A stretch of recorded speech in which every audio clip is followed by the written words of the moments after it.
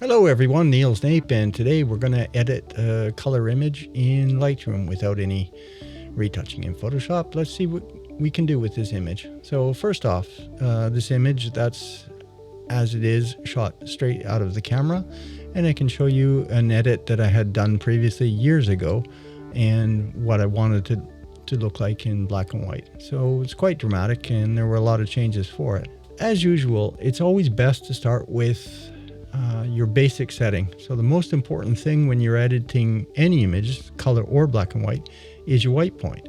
Balance is actually to pick up the eyedropper, and you can go around in the image and you can see the numbers change as they are. So you have to pick what you think is a gray point. If I click here, that's going to set that to a gray. And if I pick where the eyedropper is here, it'll set that to a gray. But it's going to change all the colors in the image. And you can see that what it's done is it turned that point that was behind the eyedropper to a gray. And the rest of the image then is balanced according to that gray point. Now, paint can have different colors. I strongly suggest, if you want the utmost in color accuracy, is to use an X-Rite Passport color checker. And with that, then you can pick just the gray balance and click on any one of the gray patches that have a notch in it, or the gray card itself on the back of them. What you can do with the X-Rite is you can make a color profile that takes into account all of the color of the light source and what's going through your lens and your camera itself. That's the absolute best way to get color management done on color images. I didn't do it here, so we're going to have to do it by eye.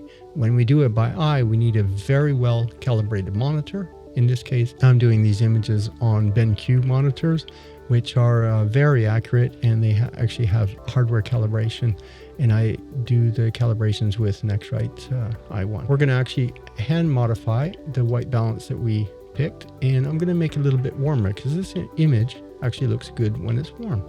There's no reason that you have to set anything to gray. It's personal preferences of how you're doing the editing. Now, as I had changed the color temperature a little bit more, added a little bit more warmth to it, so the skin may or may not go too colored. The most important thing is that you start off with your white balance. Then you can go down in the list of elements that are in the first panel. Those are the most important ones, and there's a logical order why we do things the way we do. So Lightroom is very well designed to give you all the most important controls in the format that they should be applied to the image. If you need to add exposure, then you go down in the order of these tools and the sliders, and you can add a little bit or take away a little bit. In this case, I think the exposure was fine. You can actually look in the histogram, and that will tell you a lot about how much information is in the image. There's not too much white, but this image, you don't want to push the whites up so you have a white that's here, because the materials actually should be a little bit transparent and it shouldn't be a pure white. That's a mistake that a lot of people make. They watch too many videos where they're saying you have to expand a histogram into the full extent of the graph. That's not at all true. What you want to do is make your images look good. When it looks good, it's probably right. These are indicators. If you have a well-calibrated screen, what you see on the screen is what's actually in the image. So it's really important in that aspect. I'm not going to change the vibrance or saturation. I'm going to go directly to the color panel. If you don't see all of the colors that I have listed on the right, that's because this is turned to all. And when you have all, it has all the colors that are in here. If you don't have much space on a monitor, say for a portable, you can actually do them one color at a time.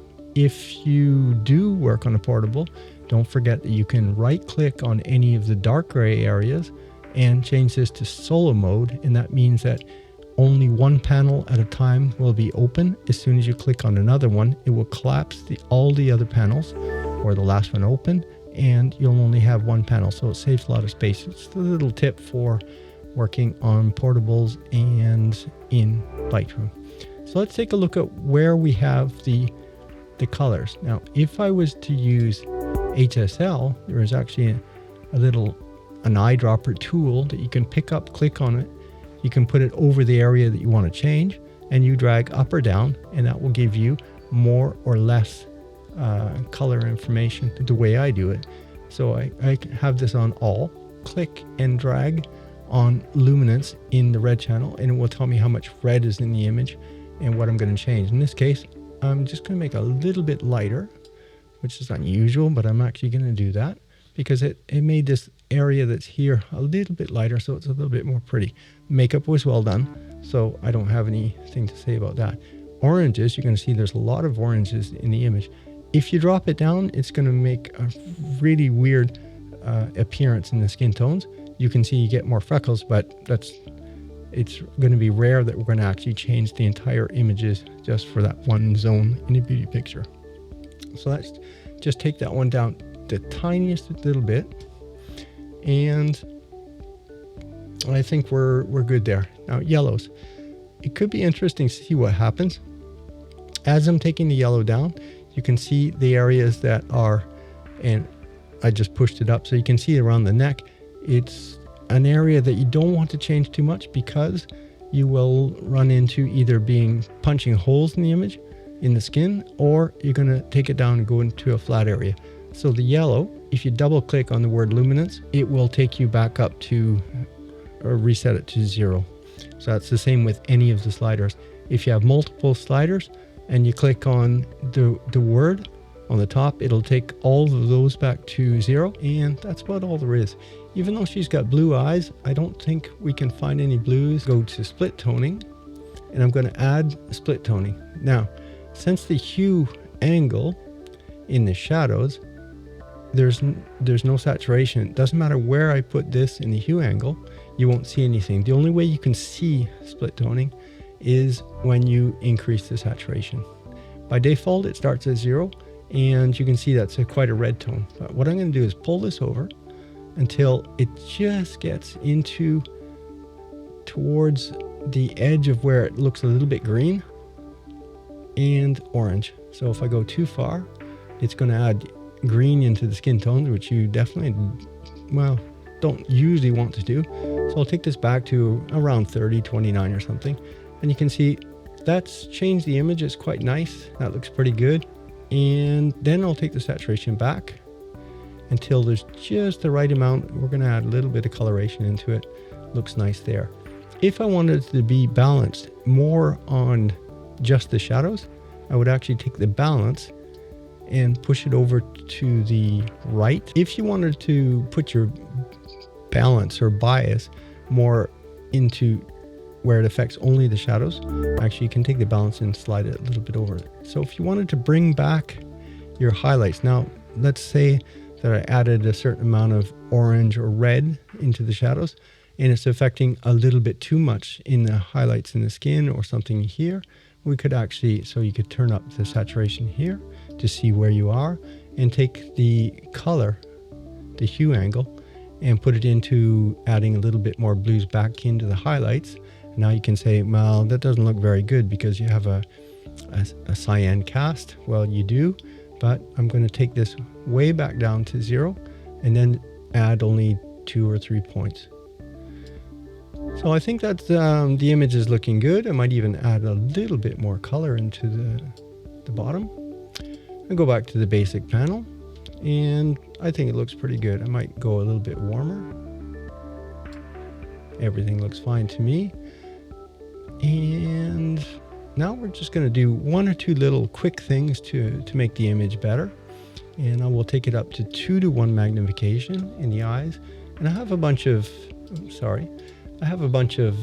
presets here for the tools. I have one that's called Iris and Exposure Dodge and Burn. And I will just go into the eyes, and I'm just it's gonna add a little bit of clarity, move the contrast a little bit lower, move the highlights up, and a little bit of exposure. If it goes too far, I can just then modify that point. What else can I do? The image, I'll go back to fit, take a look. I could add more texture in these parts, and I could maybe, let's take the texture up here, maybe a little bit of clarity. We'll see what happens if I do this. And the brush is running at 100%. I might press N or 9 for 90%. I think everything looks good in there. You know, just add a little bit more texture into here. I'm going to take a brush, set it to exposure. And remember the last used setting for exposure, so it's minus 0.19, which is quite a bit. I can make a little bit of volume there. I could make the image magnification bigger, so I could add a little bit there. But I don't think we need to do much. This picture's just right. It's just perfect in the exposure overall. It's a little bit bumpy in here and kind of weird, so we're gonna work on that. Maybe we can add some shadow here since we're doing that. Now let's go back to. I have another brush that's called Skin Smooth. So it's minus sharpness, minus clarity, minus highlights, and minus contrast. Sometimes I have to put the highlights back into 0. Otherwise it goes a little bit flat, which is the case here. That looks good. We've done basically everything we want to do. I might just add tiniest bit of exposure here. Since that's where we were before, I'll make the image a little bit bigger. And I'm just gonna run wherever you had light, you can increase it without having any visible signs of the intention of what you're doing. You can't really add light into areas that didn't have natural light falling, because otherwise then it looks very faked in. And that's one of the biggest problems in people retouching today, that they don't have the sensibility for where the light actually was and what's real and what's not real. So the best retouchers always know where they can lighten things and where they can't, where it look unnatural. Like I was saying before, if we really wanted to cast a little bit more shadow there, we could. In this case, we'll go down in exposure, and I might make it a little bit bigger so that way I won't miss as much. We could even turn it to auto mask so it doesn't pick up the background, which is desaturated, and whatever's underneath the cursor there, then it will only select those areas. And that's all there is to that one. Just want to make it a little bit darker on the top. And I think we're pretty much done. Let's go back to fit to view. There's one other thing we're going to do. One more brush that I have. It's a pre-made brush. I call it Hair Dodge. And usually I just move it around on the areas that I actually had some highlights. Sometimes it's a bit too much. You never know. And the hair was so well done here by you, Nakata. Yeah, let's take a look at that. And that's all there is. I do have one other brush. We can always try cheating. It's called Freckles. I just made it with so minus highlights, plus contrast, plus clarity, and plus sharpness.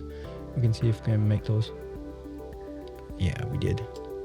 It's always nice to add a little bit of freckles. Freckles magic. We can try it up here. We can try it with a new one. And that way, if we don't like it, we'll just delete it. I don't know if we made more freckles there or not. Don't you love freckles? And that's all there is to it. So our image is done, and it was all done in Lightroom with no fuss. It was really easy to do. Fast and efficient. Now, if you wanted to apply this preset, you could apply it by grouping multiples and clicking,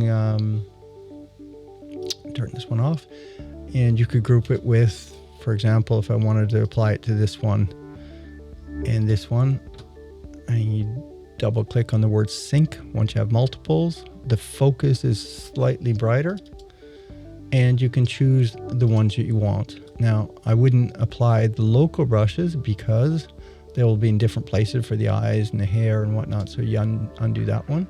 And all the other ones, usually I don't do crop, and that's all you have to do. And I just applied the same settings from this one is now applied to the other ones. You could save it as a preset. You could do it in a group, in a whole series and whatnot. Thanks a lot for watching. I hope to see you again. If you liked the video, please give it a like. If you didn't like the video, just tell me, and subscribe to the channel so I can see you and let you know. You have to hit the bell button if you want to be having notifications when I do the next ones. Thanks a lot.